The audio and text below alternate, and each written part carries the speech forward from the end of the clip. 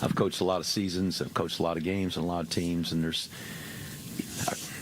very few times in my career where I would say I'm as proud of the team I was a part of as I am of this one tonight. So it's great to be here and be champions and to be able to celebrate that with these guys.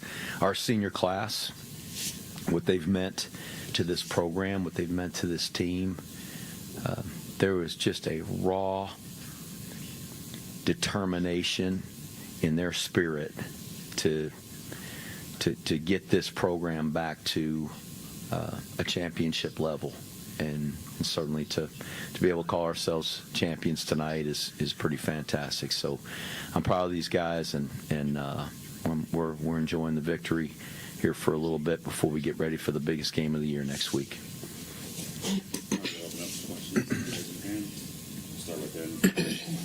Coach, you guys went for it on 4th and 5, instead of going for the field goal. I took it as a sign of confidence that you thought, if you didn't get it, the team would be back in there. I think it was 4th and 3.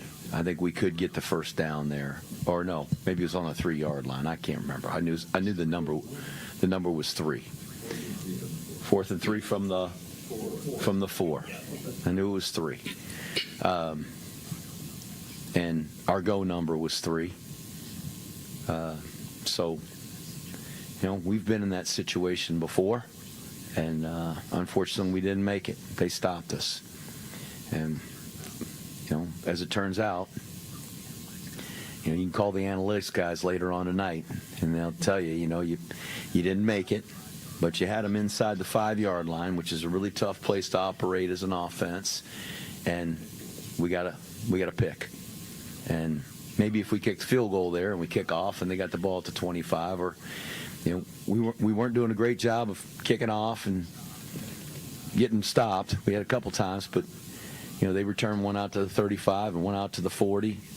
Maybe it's 17 and they go down and score in 17-7. As it turns out, we got the pick. We're able to score a touchdown, go up 21-0, and that's certainly a big score in the game. My second question is, they talked about limiting your running game, of course, with Bryson and Kanye, and that was short, having 50 yards too, if it anything but. Talk about your running game and how you were able to do what you had to do, even though they were key night. Greg Gasparato, their defensive coordinator, is a great football coach. And John Sumrall, their head coach, is a great football coach. John being a longtime defensive coordinator, very well respected, and we knew that they would have their team prepared and ready. Greg comes out of the same school of Nate Wood. He worked with Nate and alongside Nate, worked here with us, knows our team very well. And so we knew they'd have a great plan, and they got really good players. And just tonight, our guys just did a good job and knocked some holes open and made some seams for Kanye and for Bryson and the other guys, and it was enough. So I'm really proud of the offense. I'm proud of our whole team, but the offense, just talking about running the football, because it's hard to run the football against those guys. They're really good at stopping a run. And to be able to do that tonight is, it gives us a tremendous sense of pride. Thank you. We'll go over here. Right to you. Joe. Congratulations on the win. Thank you. You guys just beat a really, really good football team, 35-14. And you talked about it a little bit already. Would you say that's the most complete game the team's played to this point? I don't know. It was pretty good. It's a pretty complete game. I don't know what you guys think. You think that was the most complete game we played? You guys were in there fighting and playing. Probably. Special teams came up with a big play. Heck, I didn't know until we were standing out there in the lobby. They said Granati's the one that caused the fumble. How about that for a kicker? I mean, that tells you about our team. It's just that effort and that desperation to win. So we've played some good football games this year. We played some complete football games. That was as good as we've played against a really good team, and saved us for the right time. That's for sure. Bryson, the mob has been awesome all year, but tonight they just absolutely dominated a really good defensive front, as Coach Monken was just talking about. Talk a little bit about the game those guys played, and a couple of your touchdown runs like we've seen previously this season. You didn't get touched till you were across the goal line. So talk about the mob a little bit. Yeah, I think it was their best game this season. They played incredible. They came into it with an attitude, knowing, hearing all week that this defense that we're playing against, would know our offense and they'd know how to play us. And those guys took that to heart and they played really well. That line of scrimmage was getting moved, 2 to 3 yards, and then by the fourth quarter, 4 to 5 yards. They played awesome, just like they have all year. But they really stepped it up today when we needed it. And my final question, it's about Kanye, but I know how unselfish you are, so I'm going to ask Bryson and Andon instead. Kanye was the second team all-conference running back. And there was a guy named Michie Hughes who was the first team all-conference running back. And Kanye had 20 carries for 158 yards. Michie had 14 carries for 66 yards. For both of you, because you had something to do with stopping the Tulane running back, and you and the offense had something to do with Kanye getting all those yards. Was there I know you guys don't really focus on this stuff. I know your attitudes, and I know why you want to win. It's for all the right reasons. Any little added motivation around any of that? I didn't hear Kanye talk about it at all when the all conference came out. Guys really weren't talking about it, but we're all competitors. We see things and we hear things, and Kanye's a competitor. You've seen it all year. And it showed today. And, I always think Kanye's the best running back on the field when I'm playing with him. And he really showed it today. And he's a really, really good player. And he made a lot of good plays today when we needed it. And, I always go to bat for Kanye because he's awesome. So. Yeah, just to add off that, credit to him. He's a great running back. But I think the D-line really won us the game. Defensively, at least, they're handling their business up front. We were able to just get them down, stop them pretty short. So. Go right here. And more on the defensive line, a little banged up, and some guys had to step up today, like Cody Weineker had to step up. Can you talk about, specifically maybe their efforts and the way they helped you guys out and you're holding them with 14 points? Yeah, they did great. Guys like Cody, Matt, Gemma, dudes that really haven't played much all season, but, biggest game of the year, they stepped up when we really needed it. Just fitting the right gaps. It allowed us, me and Caleb, all the linebackers to do our thing. So credit to them. They got great pass rush as well. Forced a few bad throws, so credit to them. Kanye, what did that 72-yard run feel like for you, and how much momentum do you think it gave your offense? It was huge. Earlier in the game, just being able to break loose and fit off the hold that the mob created for me and just have a big play. One more quick. Coach, you said during the award ceremony that the Downtown Athletic Club should extend an invitation to Bryson for New York. Same time as Army Navy. Can you guys get that done if they do extend the invitation that day? I don't have any idea, but I don't know that there's anybody in the country that would balk at the idea of the starting quarterback of the Army Black Knights, who's rushed for 100 yards in a game. How many in a row now? 10 games in a row? On an 11-1 team that just won the conference championship. Why doesn't that guy belong down there? There's a lot of great football players in the country, but there's not one that means more to his team than that guy sitting right down there. And so it's the MVP of college football. Who's most valuable to their team? I'd argue there's not a guy in America more valuable to their team than Bryson Daly. So I think he should be down there. And I don't have a vote in it, and they're not going to listen to me, but, he belongs down there. And I know that the college football world would be thrilled to see that. And how many times in history is there going to be an academy player that legitimately could go down there and everybody feels like that guy belongs. You know what? This is that time in history. That guy belongs down there. That's what I think. We'll go to Ken in the front row. Bryson, congratulations, 4 touchdowns today and 126 yards rushing. I thought one play that really stood out was in the third quarter, 4th and 5. You got a completion. You did that play, that little sideline pass to Casey Reynolds that got you the first sack of the drive moving. Tell us about it. Yeah, 4th and 5. Just shout out to Coach Worley and Coach Monken just for trusting us as an offense to get that first down when we really needed it. They trusted us all year with that. And, that play was drawn up for Casey. And, he's a really good receiver. You trust your playmakers right there to make big plays.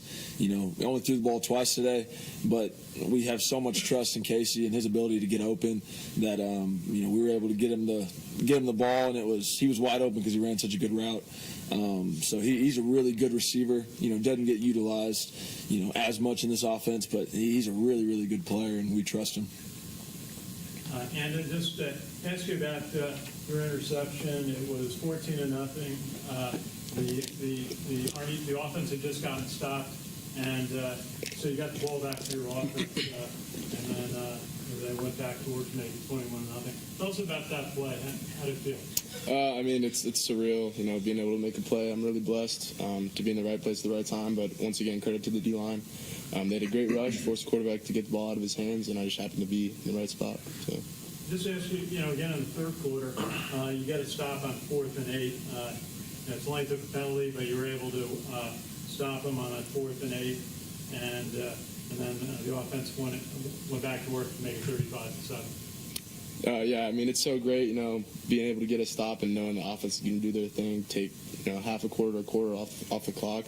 It's really comforting. So, it's really complimentary football. We do our thing. We know the offense is going to do their thing. Congratulations. So, thank you. Go back. Hey, Kanye. So on the 72-yard run, just talk us through that play. What you see in terms of holes in the offensive line, and kind of just talk through the play for us. First off, I should have scored. Let the guy get my ankle at the end there, but just hit it zone side. Was one-on-one with the corner, was able to make him miss, like high step him, then just off to the races. Lost the race. Yeah, go back to Ken. I was going to ask Coach Monken, this team's 11-1 conference title. Where did you see this team start to take off, start to gel, show the potential that it has? The first weekend in November last year. That's when it started. There's a determination in this team. We were 2-6. A lot of people counted us out. And this team just had a determination that we weren't done and we were going to keep fighting. And so that team last year was well led. It's a good senior class, good captains, and this team willed themselves to a 4-game stretch at the end and a Commander-in-Chief's trophy, and it just was born from there. And this senior class was determined that it wasn't going to be 6-6 again. We were going to find a way to scratch and claw and fight and find a way to be a winner. So Coach Saturnio said maybe toward the end of the summer, before preseason camp, he said, "Coach, I think this can be a special team." And it's just the attitude of our guys, how they worked, their professionalism, their approach to everything that we were doing. And we had enough veteran guys that had played, and we felt like we had a chance to have a good team. There's 3 good players sitting up here with me right now. There's 5 offensive linemen down there in the locker room that have started every game, and it's the best offensive line of any team I've ever been a part of, collectively from one end to the other. There's been some really great players, and here, other places I've coached, but we never had 5 in a group as good as this one. So and certainly for our offense, that's where it starts. I got Kanye to my right, Bryson down here to my left. Those are two really good football players. But if we didn't have an offensive line, they wouldn't be sitting up here right now. And so it starts there. And I think that I've always thought that the offensive line kind of sets the tone for the entire team. If they're tough and they're rugged and they do their job, then everybody else does it too. And I want the offensive line to play so well and to be so tough and be so admired that everybody on the team wishes they could play offensive line. And that's about what these guys are. They're like that. I think everybody wants to be that. They want to be that tough and they want to be that rugged and they want to be that efficient. And that's, we got a lot of guys on our team making good plays, and it's not just them. But I think it starts there. Thank you, Coach. We'll do one or two more. Jackson's back. Bryson, this last game at Michael Stadium, the core rushing the field, the trophy ceremony, take a second, just was so dead on tonight. Yeah, it was incredible. That was the whole message just last week for our senior night. We didn't get to have the core for our senior night, and the whole message was, hey, win this game. Last week to get to play again in front of the core. And it was incredible. I was so blessed to have that opportunity to play in front of them again, play in front of all our fans that came out in the area. They came out in the cold and they supported, and it was awesome. And we're very blessed to have the core and just our fan base in general. We'll do the last one right here in the front.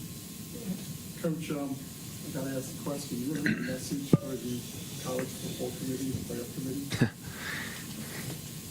Here we go. I'll go back to my comment about Bryson Daly.